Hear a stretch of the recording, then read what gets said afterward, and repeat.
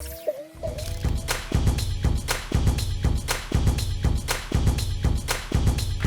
रहना उतना मुश्किल काम नहीं है जितना कुछ लोगों को लगता है।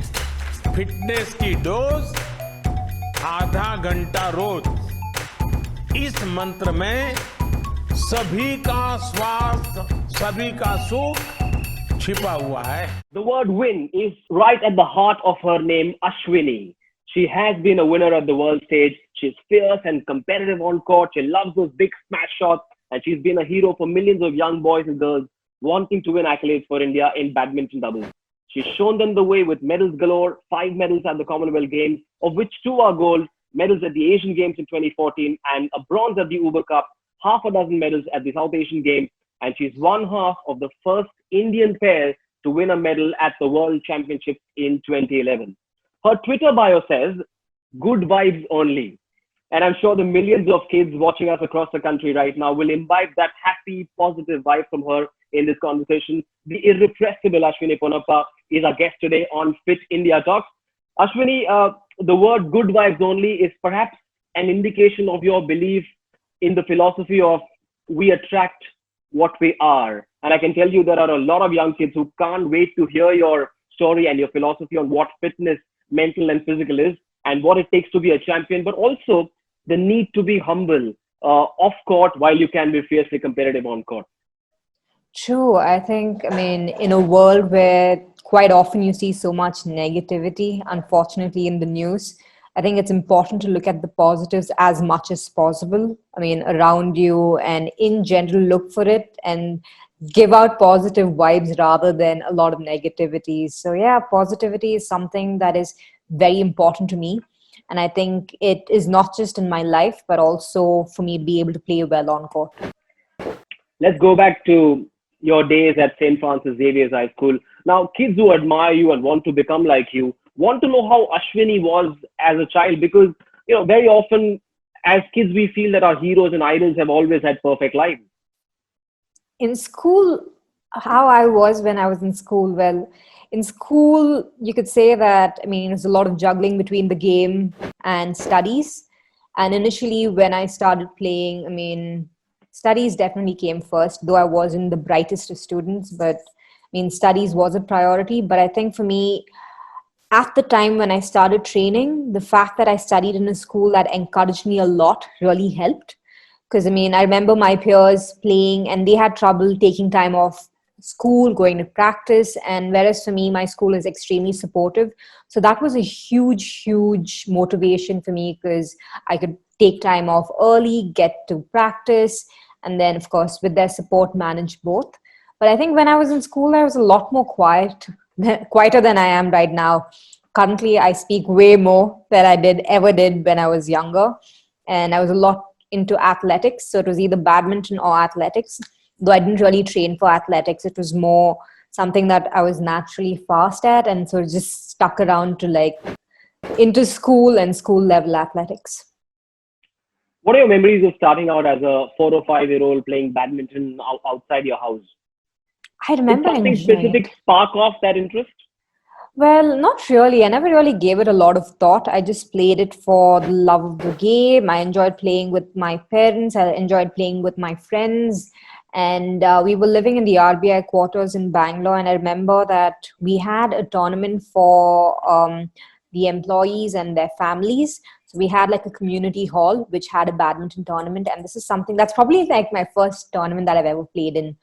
And I remember playing, you have these age categories, and it was fun. I remember enjoying it, though at that point of time, I never really knew the scoring system or any of that. We had the adults to guide us, but that was probably my first tournament, and I remember enjoying it. It was good fun. And then things got serious within 3 years. At the age of 8, I believe you met your first coach, Umapati. What was that phase like?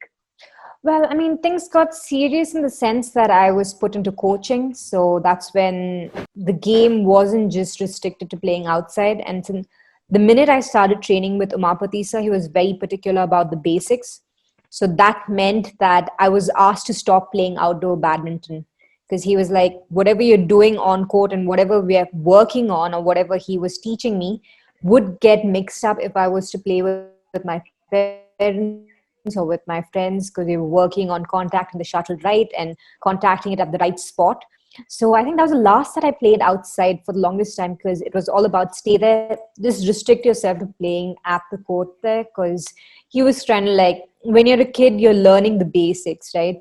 And you can get quite easily influenced by the ones around you, even unknowingly. If you're going to be playing without anyone monitoring you, you could just not like hit the shuttle right, or whatever you're working on could change. So for me, initially when I started, I mean, slowly it was, I think, alternate days or twice a week, and then gradually it was every day. And it worked because for me, my dad worked right next to where I was training, so it was like my mom and dad juggling me, taking me for practice, and the other bringing me back. So And very early in those days, your perseverance and mental strength was tested, because you'd keep losing the finals in under 10 competitions. And it took you about 3 or 4 years to set that right and win your first title. Was that phase the one that influenced your mental makeup the most in your life? not really. I think, I mean, for me at that point of time, I remember my parents were worried that I had like a mental block, and they felt like I was capable of winning and I wasn't. And that was when I met Ashlesh Rao. I mean, he was someone whom I worked with, and he's an NLP trainer. So he helped me to realize that I could enjoy the game and go out and have fun. And that was important. And I think it was important not just for me, but also for my parents, because I mean, my parents were putting in a lot of time and effort, juggling their work, taking me for practice. So of course they wanted me to do well, but I think for me, that pressure also got to me when I was a little. And I'm not like, I mean, if you guys have watched The Last Dance, I know Michael Jordan. Michael Jordan can like switch a negative situation into a positive situation, and not everyone can do that.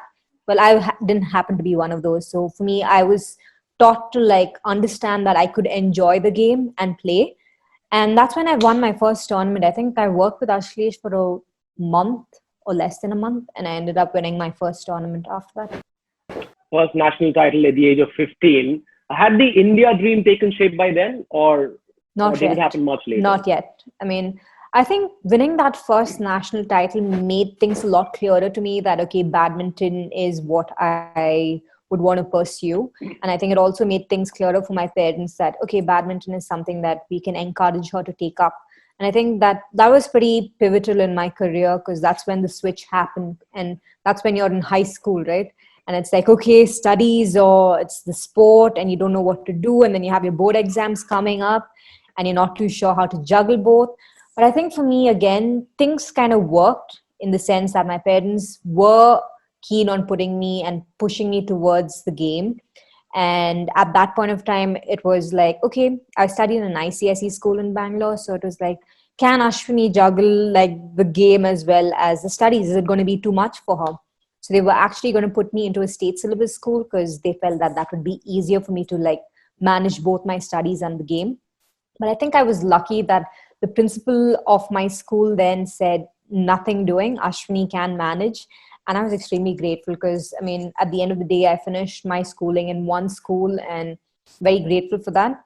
And yeah, the fact that I didn't have a lot of pressure made it easier for me to like get through my boards, I would say. With bright kids, whether it's academics or sports, there is a certain reputation thing, oh, Ashwini is into sports, and so her life would be sports. But I read somewhere that you weren't much of a sport follower or a watcher, were you? And has that changed now? It's definitely changed. When I was younger, I never watched sports at all. I was more into Cartoon Network. I think I was like, yeah, I was very kiddish when I was younger for the longest time. So just more or less the game and just having fun outside, playing with my friends or watching cartoons, but never really sports. It's just now, in the last couple of years, that I've developed an interest. And I think as you get older, you understand that you can learn, right? You can learn a lot from everyone and everything around you. And that's when you're watching other sports, it resonates a lot more with you. So what kept you going apart from badminton? Was it comic books, or did you read other stuff, or what were your other interests like then? to be honest, we never really had time, because it was everything revolved around the game. You'd wake up early in the morning, you'd go to play, you'd come back. No, you'd go to run. You'd go to the field and run and get your fitness training in. You'd come back, you'd have about an hour and a half, quick break and then back on court, come back, a short break, and again back on court. So you never really had time to do much. And I was someone who never read when I was younger. It was only after, again, 15, 16 that I started reading. And once I figured out the joy of reading, then of course my in-between breaks were involved into a lot of reading. You know, kids sometimes get enamored and they're in awe of sports persons. They say, you know, wow, she's got such a great racket. Look at that pair of shoes. And because at your level now, you can afford what you want for your sport. But when you were starting out, it was a very different world, wasn't it? When it came to rackets and shoes, it was a very different world then. It was because you didn't have the kind of equipment and brands and variety of sporting gear that you have available right now. I think then it was only one big brand, and then getting a racket or shoe from there, especially for kids. You never had stuff for kids then. So you just make do with, I think, Keds or whatever shoes you had then. But now you have fancy shoes for little kids all the way up to adults. You have everything available, different brands, different price ranges.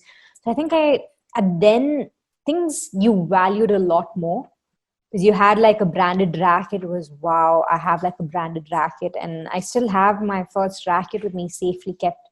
And it's funny because, I mean, it mattered. You know, it was a big deal. And as you get older and once you get sponsors, again, you don't take things for granted because it doesn't come to you easily. It has a lot more value because you understand the value of the racket or the shoes or whatever you get. And the lesson here is that not having expensive equipment is not an excuse for not pursuing a sport that you want to, isn't it? Absolutely. As long as you have like basic equipment and you can work, of course, that's all you need. And then eventually, once you get to a level where you're doing well, things will come your way. But I mean, to start off with, anything is fine as long as you have the right attitude, mindset, and the will to like work and put in the hard work to like strive for something. Then yeah, that's the most important thing. You said somewhere that you can never do it alone, and that's so important for kids to learn, isn't it? Because there are no solo heroes, even in an individual sport. Absolutely. I mean, absolutely. You never do it alone. You start off with the support of your parents, followed by your coaches, followed by your teammates, followed by your friends, family. So it's like you have a team of people who get you to where you are. And it's not something that you ever do alone, though you might be the only one who is on court or who's the only one who's visible. But there are a lot of people behind you who help you to get to where you are. For me, it would be my coaches, my parents, my brother, my husband, family, friends, so many people. Because they are the ones who understand what you go through, and they're the ones who see the behind the scenes activities, and they're the ones who pick you up when you fall, help you pick yourself up also when you fall. So yeah, it's a lot of people. You know, these days, kids and all of us perhaps can be a bit fidgety. There are a million distractions. There is social media, there are gadgets and phones and things like that. But you said somewhere that you are a very, very good listener. You've always been a good listener. Is that not the smartest shortcut to learning faster and learning better? It is. I think it also came with the fact that I was quite an introvert when I was younger. So listening came naturally to me. And I think when you listen, you also observe, and then you see, and then you understand, and then you're learning. Because when you listen, you're learning about things that are happening. You're observing things that are happening around you. You take in, you become quite a keen observer, I would say. And that helps you to like understand things better and definitely help you learn to grow. I mean, listening is a great way to grow. But how does this supposed introvert become this ferocious, aggressive player on court? What happens to you when you take that first step onto the court? I think it changes. When you're at the court is where you express yourself, and then you unleash all the energy and emotions that you have. And especially because when you're striving to do really well and you're passionate about it, and then you want to achieve something, then you go all out on court. And off court, it's like, it's fine, you're more reserved. But on court, it is all or nothing. Kids take a while to learn how to manage aggression. Have you ever overdone or underdone aggression on court? I feel, I mean, initially I remember one of the coaches, like when I was under 16, I think, under 16 or under 19, I think under 16, the coaches were watching me play, and then they were like, we don't know if you, I mean, if someone watched me play then, they wouldn't know if I was leading or I was trailing or I was losing, because my expression, I just had a blank expression, just like one expression. It was neither too excited nor was I like down. It was just one expression. They're like, you never know. I mean, if I was winning or losing. And fast forward to a couple of years later, and then you can make out that I'm really aggressive. I think I got to a point where I was like overly aggressive. It's like, okay, come on. It's like, you know that sometimes once you get to a certain level, you need to show those emotions, because sometimes you win a match with those emotions being displayed. You know, it's not just a game. It's a lot that goes into winning. It's also showing that aggression. It's also showing that you're not going to back down and you're not going to give up. And having that stoic face and expression sometimes can be good to deceive your opponents, but at the same time, it's good to show that you're not going to give up and show that aggression, because that keeps your opponents on their toes. Have you ever been pulled up by the coach for perhaps showing a bit too much aggression? No, I haven't. I haven't. No one's, I mean, even if I have shown over aggression, I mean, so far at least none of the coaches have told me that I'm overdoing it. There's much greater awareness and seriousness about fitness in India now, with a variety of programs being run by the sports ministry. Sports is going to be a part of the new education wave as well. What was your fitness regimen like when you started out, and how different is it now as a top level sports person? I think they're polar opposites from when I started and what I'm doing now. Because initially when I started, I think it was more old school. So there was, okay, whatever has been done in the past, hard work, go to the ground, run about 10 rounds for warm-up. That's warm-up. 10 rounds around a 400-meter track was warm-up. And then you start off with the other exercises. And that was basic training. I mean, now when I look back, I feel like maybe that helped me on the whole, like, to last for so long.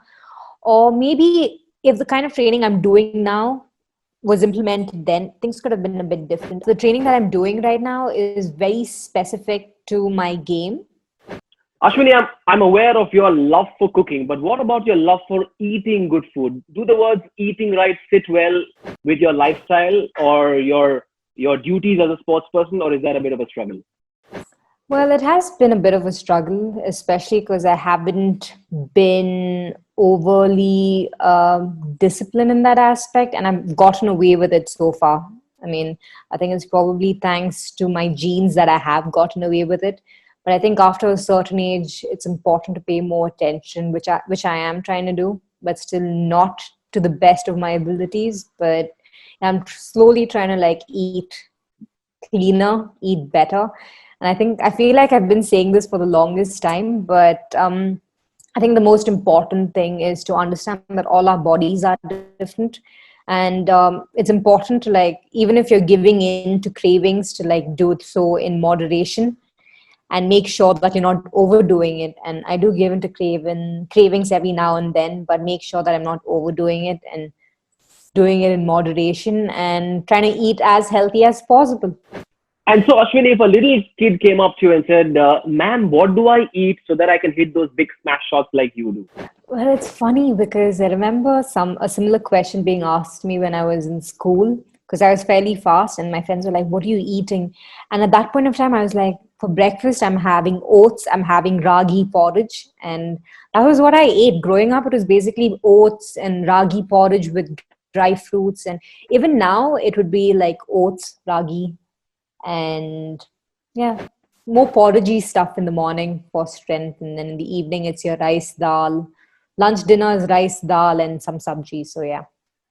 There is this wave of youngsters and modern day sports persons warming up to the magic and the power of yoga. Are you on the same page as well?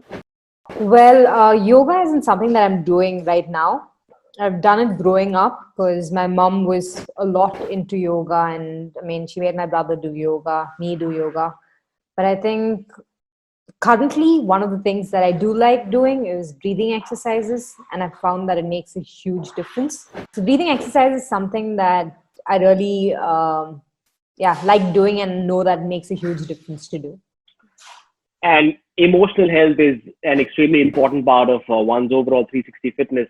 So for you, does emotional health equal the love that you get from Jazz and Lola, your two dogs. Absolutely. I think that is the love that I get from Jazz and Lola are the best ever.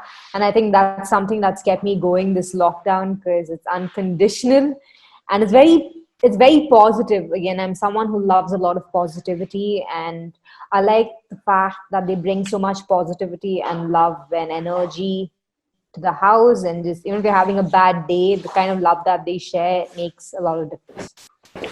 Actually, you seem like someone with very high EQ and a very steady head on your shoulders, despite the pressures and the fame and the expectations. And you also help a few animal welfare organizations. Is a lot of this a function of great parenting? I would say it is because, I mean, growing up, we did rescue, or rather, my mom rescued a lot of birds, a lot of animals, and we'd keep going to Cuba and SPCA in Bangalore. So it's something that I grew up around, and I've always been, I've always loved animals, and I've always been wanting to do something for animals. And fortunately for me, I've met and been to both VOSD, that's Voice of Stray Dogs, as well as Rescue in Pune. And it's amazing because once you go and see the kind of work that they do, you understand what goes into looking after the animals. And that's probably one of the reasons why I really love the work that they do and want to support them, because I might not be able to do the kind of stuff that they do, but I can support them in whatever little way I can. A lot of little kids, when they look at their heroes, they feel that the heroes have all the answers. So have kids come up to you and said, "Ma'am, tell me how to become like you." So if you have this, maybe this one golden nugget, one golden mantra for young kids who want to emulate you. I think is to enjoy the work. Enjoy. If you're someone who enjoys playing, then the hard work should be fun. Like, do it as something that you want to do rather than you being forced to do it. And if that happens, then you'll enjoy every bit of it and you'd want to do well in it. And if you don't enjoy it, then it's tough. So it's always important to find a way to like enjoy the work, enjoy the process, enjoy the journey. Right. Ashwini, your smash shots are your trademark. They're supersonic. And we're now going to test your ability to respond to a fun rapid fire. All set? Shall we go? Perfect. Okay, then here we go. I've done a bit of research on your likes and dislikes on entertainment and a few other things. So brace yourself. Korean web series and films or Kannada Telugu films? I would unfortunately have to side with Korean web series. I'm a huge fan. Ryan Gosling's Crazy Stupid Love or The Notebook? The Notebook any day. Okay, pick one. Park Soo-jin, a Korean star, or Ryan Gosling? Currently, it would be Park Seo-joon. I know that you love farming as well, so pick one. A day with a spade at a farm or a day with your badminton racket? Definitely a day with the badminton racket. Okay. What do you cook better, chutney or dal? Dal. But I saw a picture of your chutney on Instagram. It I looks know. quite good. I was very excited because that was the first time I made chutney, and I was like, I made chutney. It was like a eureka moment for me. So, yeah. Dal's better. Okay. Your brother's music talents or his Insta stories, which have lots of insects and worms and bees? Definitely his music talents. I'm petrified of insects, like petrified of insects. One thing the world doesn't know about you? I don't know. That's a tough one. One thing the world doesn't know about me. I think they know a lot of things about me. How I'm petrified of insects. I mean, if someone saw the way I reacted, they'd know the extent to which I'm scared. I mean, that's probably one. People don't know how crazy I go when I see an insect around me because they'd be shocked at the way I react. You've had a long career. It's been a long journey as well. One oops moment on court ever? Quite a few. I think one of the weirdest things I've ever done on court, like the weirdest thing ever, is I was playing a match and my shoe came off once. And then I went for the next shot with one shoe on. It's probably like the weirdest thing and the craziest thing that I've done on court. And still won the point, I'm sure. No, I lost the point, unfortunately. It would have been cool had I won it. Give me a title for your autobiography. Probably something to do with clarity. I love the word clarity. It makes it means a lot to me to have clarity. So something on the lines of clarity. I know that you went to Russia to watch the World Cup with your husband. Ronaldo or Messi? Ronaldo for me. I was amazed to know that you're also a 90s Hindi music lover. So give me one favorite 90s Hindi song. I like a lot of them actually. So one that came into my mind is Strings. I like the band Strings and the song Dani. Don't ask me to sing. I can't sing. Maybe off camera. A lifetime supply of new expensive shoes or become the best piano player in the world? Because I know you're learning the piano these days. Yes, shoes though. I would say with shoes. I love shoes. And finally, the big one, the toughest one, Bangalore or Hyderabad? That's the easiest. It's always going to be Bangalore. Always Bangalore.